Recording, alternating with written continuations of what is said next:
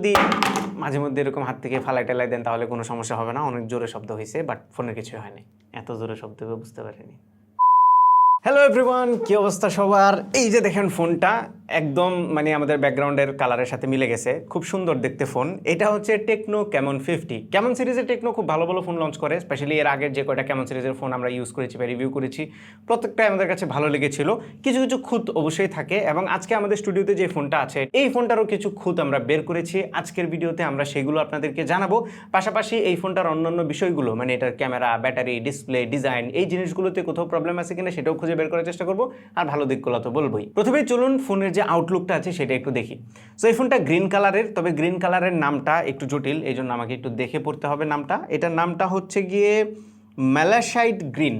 আমি not sure আমি সঠিকভাবে প্রনাউন্স করতেছি কিনা, বাট এটা ম্যালাসাইট গ্রিন কালারের। এটা আরও দুইটা কালার ভেরিয়েন্ট আছে, একটা হচ্ছে মুন শ্যাডো ব্ল্যাক আর একটা হচ্ছে নেভিউলা টাইটেনিয়াম। ওই দুটো একটু সহজ ছিল বলা। যাই হোক, এই গ্রিন কালারের ফোনটা দেখতে খুবই সুন্দর লাগে এবং এই কালারটা আমার কাছে বেশ ইউনিক লেগেছে। অনেকদিন পরে এরকম ইউনিক কালারের একটা ফোন দেখলাম। যদিও ব্যাকপার্টটা পুরোপুরি ম্যাট না, এবার একেবারে খুব বেশি গ্লসিও বলা যাবে না, গ্লসি বলা যায় কিন্তু অতিরিক্ত গ্লসি না। হাতের ছাপ কিছুটা পরে, ফিঙ্গারপ্রিন্ট অ্যান্ড স্মাজেস, এটা যদিও অনেক বেশি না, আপনি মুছলেই চলে যাবে। এবং ক্যামেরা হাউসটা ভার্টিক্যাল করে দেওয়া হয়েছে, সেই সাথে এখানে একটা হালকা শেড দেওয়া হয়েছে, এই গ্রিন কালারের একটা ডার্ক শেড দিয়ে সুন্দর একটা ডিজাইন করা হয়েছে, উইচ লুকস নাইস। এবং পেছনের দিকে তাকাইলে মনে হবে এখানে 4টা ক্যামেরা, বাট অ্যাকচুয়ালি 4টা ক্যামেরা না, একটা হচ্ছে সেন্সর। এটা নিয়ে আমরা ক্যামেরা সেকশনের কথা বলতেছি। রাউন্ডেড কর্নারের বক্সিয়ার শেপের একটা ফোন, 194 গ্রাম হচ্ছে এটার ওজন, সো খুব একটা ভারী ফিল হয় না হাতে। সেই সাথে খুব একটা থিকও না, 7.4 মিলিমিটার হচ্ছে থিকনেস, যার ফলে ইউজ করতে গিয়ে কমফোর্টেবলি ফিল করেছি আমরা, এবং ওয়েট ডিস্ট্রিবিউশনের ঠিকঠাকই ছিল। বিল্ড ম্যাটেরিয়াল ব্যাকপার্টটা প্লাস্টিকের, তবে ফ্রেমটা মনে হচ্ছে মেটালের। ফোনটার উপরের দিকে সেকেন্ডারি স্পিকার গ্রিল আছে, যেখানে ডলবি অ্যাটমস লেখা, তার স্টিরিও সাউন্ড দিবে এটা, এবং ডলবি অ্যাটমসের সাউন্ড, সো সাউন্ড কোয়ালিটি কেমন একটু পরেই দেখতেছি। পাশাপাশি সেকেন্ডারি নয়েজ ক্যান্সেলেশন মাইক্রোফোনটাও উপরের দিকে আছে। আর ফোনটার বাম পাশে একটা বাটন আছে, মাল্টিপারপাস একটা বাটন, এবং এই বাটনটার টেক্সচার, এটা দিয়ে আপনারা শাটার বাটন হিসেবে ইউজ করতে পারবেন ছবি ক্যাপচার করার জন্য। পাশাপাশি এটাতে লং প্রেসে আপনি কোনো একটা ফাংশন ট্রিগার করার জন্য কাস্টমাইজও করে রাখতে পারবেন। নিচের দিকে আমরা দেখতে পাচ্ছি 3.5 মিলিমিটার অডিও জ্যাকটা মিসিং। নিচের দিকে সিম কার্ড ট্রে আছে, প্রাইমারি মাইক্রোফোন আছে, USB-C পোর্ট আছে, এবং বটম ফায়ারিং স্পিকার আছে। সো স্পিকারের সাউন্ড কোয়ালিটির কথা যদি বলি, স্টেরিও সাউন্ড এবং ডলবি অ্যাটমস সাউন্ড হিসেবে আমাদের কাছে সাউন্ড ভালোই লেগেছে, মোটামুটি লাউড ছিল এবং ক্ল্যারিটিও ভালোই ছিল। এছাড়া এই ফোনটাতে আইপি রেটিং একদম ভরে ভরে দেওয়া হয়েছে, IP 68, 69, 69K এবং মিলিটারি গ্রেডের ডিউরেবিলিটি সার্টিফিকেশন সবকিছু এই ফোনটাতে দেওয়া হয়েছে। সো ডেফিনেটলি ফোনটা অনেক বেশি ডিউরেবল, এবং আপনারা পানির নিচেও নিয়ে যেতে পারবেন। আর যদি মাঝে মধ্যে এরকম হাত থেকে ফালাই টেলাই দেন তাহলে কোনো সমস্যা হবে না। অনেক জোরে শব্দ হয়েছে, বাট ফোনের কিছু হয়নি। ওভারঅল ডিজাইনে শুধু একটাই প্রবলেম পাইছি, সেটা হচ্ছে ফ্ল্যাট সার্ফেসে রেখে যখন আপনি ইউজ করতে যাবেন তখন ফোনটা প্রচুর পরিমাণে ওয়াবল করে। এবার চলুন এই ফোনের চেহারা ডিসপ্লেটার দিকে একটু তাকাই। সো এই ফোনটাতে 6.78 ইঞ্চির একটা অ্যামোলেড ডিসপ্লে দেওয়া হয়েছে, এবং এটাতে 144 হার্জ রিফ্রেশ রেট আছে, আর এটা রেজোলিউশন হচ্ছে 1.5K, ফুল এইচডি থেকেও একটু বেশি। এবং এই ডিসপ্লেটার সবচেয়ে ভালো দিক হচ্ছে এটার চিন এবং বেজেল। পুরো ডিসপ্লেটাতে আমরা একদম সিমেট্রিক্যাল চিন এবং বেজেল দেখতে পাচ্ছি, যার ফলে খুবই ইমার্সিভ একটা এক্সপিরিয়েন্স পাওয়া যায়। সেই সাথে উপরের দিকের ক্যামেরা কাটআউটটাও ছোট, সো কন্টেন্ট ওয়াচিংয়ের সময় বা রেগুলারলি ফোনটা ইউজ করতে গিয়ে এই ডিসপ্লেটা থেকে দুর্দান্ত এক্সপিরিয়েন্স পাওয়া যাচ্ছিল। ডিসপ্লেটা খুবই শার্প ছিল, কালার রিপ্রোডাকশনও খুবই ভালো, সেই সাথে ব্রাইটনেসও এনাফ ছিল, এবং কোনো ধরনের ভিউইং অ্যাঙ্গেল রিলেটেড সমস্যা আমরা ফেস করিনি। এছাড়া ডিসপ্লেটার টাচ রেসপন্স ভালো ছিল, এবং এটাকে pro XDR eye care display বলা হচ্ছে, সো এটা থেকে ব্লু লাইটটা কিছুটা কম ইমিট করবে এবং চোখের জন্য ভালো। ওকে, ডিসপ্লেটা একদম পারফেক্ট, কোনো ধরনের কমপ্লেন নেই। এইবার আমরা ফোনটার ইন্টারনালসের দিকে একটু তাকাই, এটার নাড়িভুড়িটা একটু দেখি। সো এই ফোনটা দুইটা ভেরিয়েন্টে বাংলাদেশে লঞ্চ হচ্ছে, একটা হচ্ছে 8/128GB আর একটা হচ্ছে 8/256GB। এই সুযোগে আপনাদেরকে প্রাইসটাও বলে দিই। সো 8/128GB যে ভেরিয়েন্টটা লঞ্চ হচ্ছে সেটার দাম নির্ধারণ করা হয়েছে 30,999 টাকা, 31,000 টাকা। আর 8/256GB ভেরিয়েন্টের অফিসিয়াল প্রাইস হচ্ছে 34,999 টাকা বা 35,000 টাকা। আর এই ফোনটার ব্রেন, এই ফোনটাকে পরিচালনা করবে যে ব্যক্তি, সেটা হচ্ছে এটার প্রসেসর। মিডিয়াটেকের হেলিও G200 SoC এটাতে দেওয়া হয়েছে, এবং এটা খুবই কমন অ্যান্ড পপুলার একটা SoC। অ্যাকচুয়ালি G100 বা G99 এইগুলোর মতোই G200 সামান্য একটু ওভারক্লকড, খুব একটা বেশি পারফরমেন্সে কিন্তু ডিফারেন্সেস নাই। সো এই প্রাইসে এই SoCটাকে ডেফিনেটলি একটু লো পাওয়ার মনে হচ্ছে, কারণ এটাতে যে 8টা কোর আছে, এই 8টা কোরের 2টা কোর হচ্ছে হাই স্পিডের কোর, যেগুলো 2.2 GHz চলে, Cortex A76। বাকি 6টাই হচ্ছে লো পাওয়ার্ড কোর, যেগুলো Cortex A55, যেগুলো 2 GHz চলে। সো হ্যাঁ, এটা খুব একটা হেভি ইউজের জন্য বা হেভি গেমারদের জন্য তৈরি করা না, এটা আপনারা স্পেক দেখে হয়তো বা বুঝতে পারতেছেন। তারপরে আমরা স্ক্রিনে কিছু বেঞ্চমার্কের স্কোর আপনাদেরকে দিয়ে দিচ্ছি, যেগুলো দেখে আপনারা কিছুটা আইডিয়া করতে পারবেন যে এইটা আসলে পারফরমেন্সের দিক থেকে, নাম্বারের দিক থেকে কোন জায়গাতে আসলে স্ট্যান্স নেয়। এর বাইরে আমরা এটা স্ট্রেস টেস্ট করেছি, পারফরমেন্সে আমরা খুব বেশি ড্রপ খেয়াল করি নাই, 90%-এর মতো স্ট্যাবিলিটি আমরা দেখেছি। সেই সাথে টেম্পারেচারও অনেক বেশি হাই হচ্ছিল না। আমরা যদি ডে টু ডে লাইফে ইউসেজের কথা বলি তাহলে এই ফোনটা খুব ভালোভাবেই ডে টু ডে লাইফের ইউজগুলো হ্যান্ডেল করতে পারছিল। একটা দুইটা বা তিনটা অ্যাপ করে আমরা ইউজ করেছিলাম উইদাউট এনি প্রবলেম। আপনি চাইলে হেভি মাল্টিটাস্কিং ওইটা দিয়ে করতে পারবেন, কোনো সমস্যা হবে না। সেই সাথে এই ফোনের যে সফটওয়্যারটা সেটাও কিন্তু এই পারফরমেন্সে ভালো একটা সাপোর্ট দিচ্ছিল। অ্যাপ ওপেনিং ক্লোজিংও খুবই স্মুথ ছিল। তার মানে ডে টু ডে লাইফে ইউজ করতে গিয়ে তেমন মেজর কোনো প্রবলেম বা হিকাপ আপনারা খেয়াল করবেন না। তবে আপনি যখন গেমিংয়ে যাবেন তখন এই ফোনটার লিমিটেশনটা খেয়াল করতে পারবেন। যেমন পাবজি কিংবা কল অফ ডিউটি মোবাইল, এই দুইটা গেম আমরা একদম মিডিয়াম সেটিংয়ে খেলেছি। মিডিয়াম সেটিংয়ে আপনারা 60 FPS খেলতে পারবেন, বাট মাঝে মধ্যেই আমরা ফ্রেম ড্রপ দেখছিলাম এবং খুব লম্বা সময় গেম খেলার পরে কিছুটা ল্যাগও আপনারা পাবেন। তবে আপনি যদি ফ্রি ফায়ার কিংবা এর চাইতেও নিচে যে গেমগুলো আছে 2D গেম সেগুলো খেলেন তাহলে কোনো ধরনের সমস্যা ফেস করবেন না।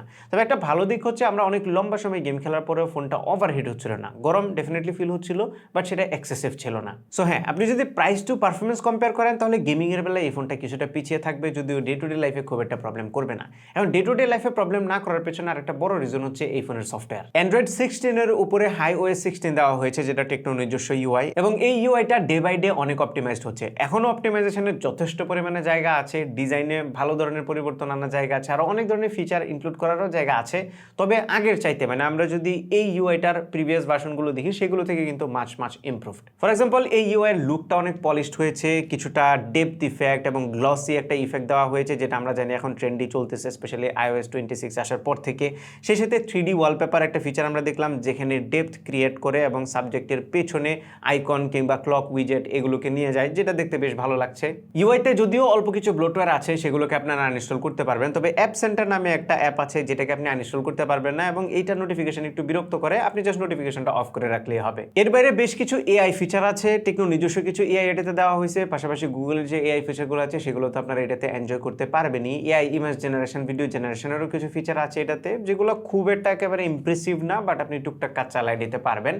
এছাড়া আরেকটা জিনিস আমার কাছে খুব ভালো লেগেছে, টেকনো তাদের ইউজারদেরকে 50 GB ফ্রি ক্লাউড স্টোরেজ দিচ্ছে for 3 years, which is very good. তবে এই সব কিছুকে ছাপিয়ে আমার কাছে সবচেয়ে বেশি যেটা ভালো লেগেছে সেটা হচ্ছে 3টা অ্যান্ড্রয়েড মেজর আপডেট প্রমিস করছে টেকনো, এবং আগামী 5 বছর পর্যন্ত সফটওয়্যার সাপোর্ট পাবেন, যেটা নিঃসন্দেহে এই রেঞ্জের একটা ফোনের জন্য ইমপ্রেসিভ একটা ব্যাপার। এবারে আইফোনের সাথে ওয়ান ট্যাপ ফাইল শেয়ার করা যায়, সেই সাথে টেকনো ফ্রি লিঙ্ক নামে একটা অপশন আছে, যেটার মাধ্যমে ব্লুটুথে আপনি কোনো ধরনের নেটওয়ার্ক ছাড়াই কল করতে পারবেন। এর বাইরেও সফটওয়্যারে ওই ডাইনামিক আইল্যান্ডের মতো ডাইনামিক ড্রপ নামের একটা ফিচার আছে, এবং আরও অনেক ধরনের ফিচার আছে ইউআইতে। মোটামুটি ফিচার রিচ একটা ইউআই বলা যায়, আগের চাইতে অনেক বেশি ইমপ্রুভড। সো সোফার ইউআই নিয়ে শুধু গুলো ছাড়া মেজর কোনো কমপ্লেন আমরা খুঁজে পাই নাই। এবার চলুন এই ফোনের ক্যামেরা পারফরমেন্সটা একটু দেখি। সো এই ফোনের পেছনের দিকে দুইটা সেন্সর আছে, একটা হচ্ছে প্রাইমারি ক্যামেরা 50 মেগাপিক্সেলের, এটা সনির 700C সেন্সর, সাথে একটা 8 মেগাপিক্সেলের আলট্রাওয়াইড শুটার আছে, এবং নিচের দিকে মনে হতে পারে এটা আরেকটা ক্যামেরা, বাট এটা একটা ফ্লিকার সেন্সর, এবং পাশেই আরেকটা সেন্সর দেখতে পাচ্ছি, এইটা হচ্ছে আয়ার ব্লাস্টার। এবং এই পুরো ক্যামেরার যে হাউজিংটা আছে বা ডিজাইনটা আছে, এটা কিছুটা রিসেন্টলি লঞ্চ হওয়া স্যামসাং এর S26 আলট্রার মতো দেখে মনে হচ্ছে। নাও পেছনের প্রাইমারি ক্যামেরার ডেলাইটের ছবিগুলো আমাদের কাছে ঠিকঠাক লেগেছে, জাস্ট কালারগুলো আমার কাছে কিছুটা ওয়াশড আউট মনে হচ্ছিল যে কালারটা যদি আরেকটু পাঞ্চি হতো, আরেকটু যদি ভাইব্রেন্ট হতো তাহলে দেখতে আরো বেশি ভালো লাগতো।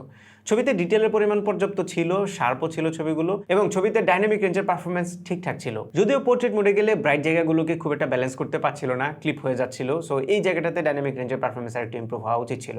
এর বাইরে পোর্ট্রেটে এজ ডিটেকশন ঠিকঠাক ছিল, ব্যাকগ্রাউন্ডের ব্লারিনেসও আমাদের কাছে ভালোই লেগেছে। তবে একটা সিগনেচার জিনিস এখনো পর্যন্ত আছে, সেটা হচ্ছে ফেস কিছুটা বিউটিফাই করা। আপনি যদি হিউম্যান সাবজেক্টের ছবি তুলেন তাহলে কিছুটা বিউটিফিকেশন বা স্কিনটাকে কিছুটা সফট করে দেয়। এছাড়া 8 মেগাপিক্সেলের আলট্রাওয়াইড শুটারটা কালার ঠিকঠাক ছিল, তবে খুব একটা বেশি ডিটেইল ছিল না ছবিগুলো। আপনি যদি একটু জুম করেন তাহলেই দেখতে পারবেন যে ছবিতে অত বেশি ডিটেল নাই। এটা মূলত একটা সাহায্যকারী লেন্স হিসেবে দেওয়া হয়েছে, সো আপনি বিপদের কাজে এটা ইউজ করতে পারবেন, এবং বেশ ওয়াইড ফিল্ড অফ ভিউ এটা কভার করে। আর এই ফোনটা যেহেতু আইপি রেটেড, সো আপনারা চাইলে আন্ডার ওয়াটার ফটোগ্রাফিও করতে পারবেন এটা দিয়ে, যদিও আমরা টেস্ট করি নাই। বাট আপনি যখন পানির নিচে যাবেন সতর্ক থাকবেন যেন সল্ট ওয়াটার মানে সমুদ্রের পানির নিচে যাবেন না, তাহলে কিন্তু প্রবলেম হইতে পারে, আর একবার প্রবলেম হইলে কিন্তু ওয়ারেন্টিও পাবেন না।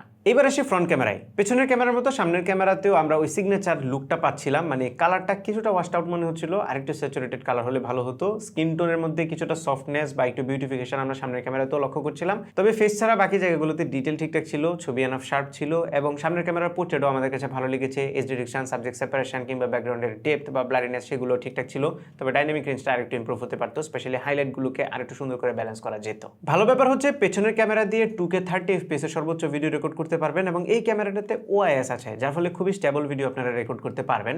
আর ফ্রন্ট ক্যামেরার ভিডিওর বেলায়ও 2K 30 FPS এর অপশন পাবেন। এখানে OIS না থাকলেও EIS আছে, সো আপনারা যখন ব্লগ করবেন তখন সামনের ক্যামেরা দিয়েও মোটামুটি স্টেবল ভিডিও রেকর্ড করতে পারবেন। সো ওভারঅল আমাদের কাছে ক্যামেরা ভালোই লেগেছে, জাস্ট কালারটা আরেকটু যদি পাঞ্চি করা যেত তাহলে মনে হয় বেশি ভালো লাগতো।